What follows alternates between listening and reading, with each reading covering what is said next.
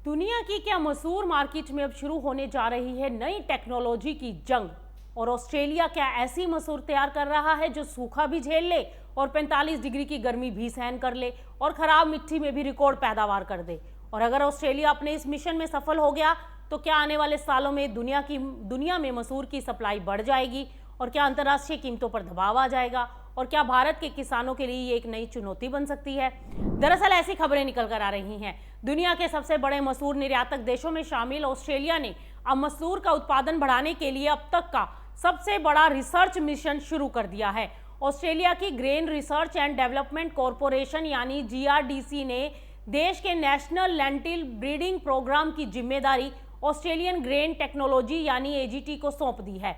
और इस मिशन का उद्देश्य सिर्फ नई किस्में तैयार करना नहीं बल्कि ऐसी मसूर विकसित करना है जो बदलते मौसम, लगातार बढ़ते तापमान, सूखे और खराब मिट्टी जैसे चुनौतियों के बावजूद भी किसानों को अच्छा उत्पादन दे।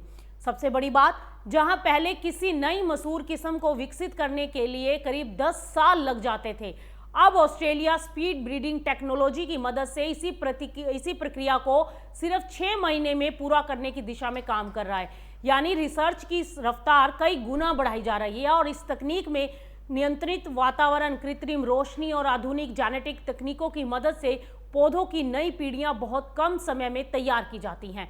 यही वजह है कि अब वैज्ञानिक पहले से कहीं तेजी से नई किस्में विकसित कर पा रहे हैं। अब इसका सबसे बड़ा विस्तार कहाँ होगा? दरअसल ऑस्ट्रेलिया की नज़र सबसे ज़्यादा वेस्टर्न ऑस्ट्रेलिया पर है। यहाँ पर बड़ी मात्रा में ऐसी जमीन है जहाँ मिट्टी अम्लीय यानी एसिडिक सॉइल है। अब तक ये मसूर उत्पादन के लिए बड़ी चुनौती मानी जाती थी, लेकिन साइंटिस्ट ऐसी नई किस्में तैयार कर रहे हैं जो इस मिट्टी में भी अच्छी पैदावार दे सकती है। सिर्फ इतना ही नहीं, नॉर्दर्न न्यू साउथ वेल्स में ऐसी मसूर किस्मों का परीक्षण चल रहा है जो अत्यधिक गर्मी और लंबे सूखे को भी आसानी से झेल सकती हैं।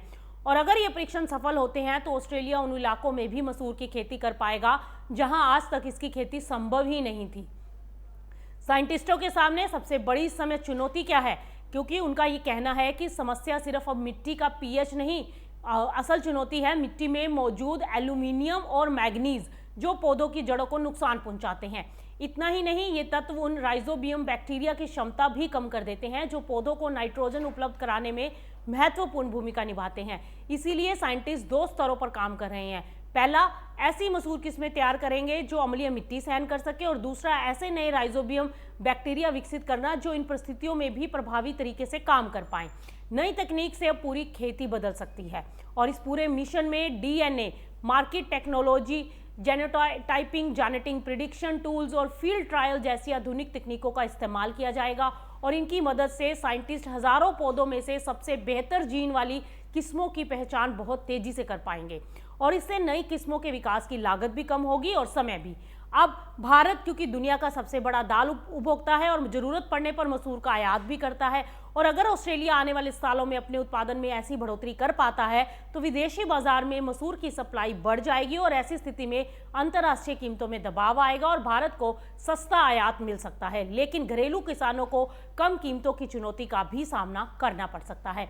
हालांकि ये सब इस बात पर डिपेंड करेगा कि ऑस्ट्रेलिया की नई किस्में व्यावसायिक स्तर पर कितनी सफल होंगी और उत्पादन में वास्तविक बढ़ोतरी कितनी होगी। यानी ये सिर्फ नई मसूर की एक किस्म विकसित करने का कार्यक्रम नहीं है बल्कि दुनिया के दाल बाजार में नेतृत्व हासिल करने की लंबी रणनीति हो सकता है।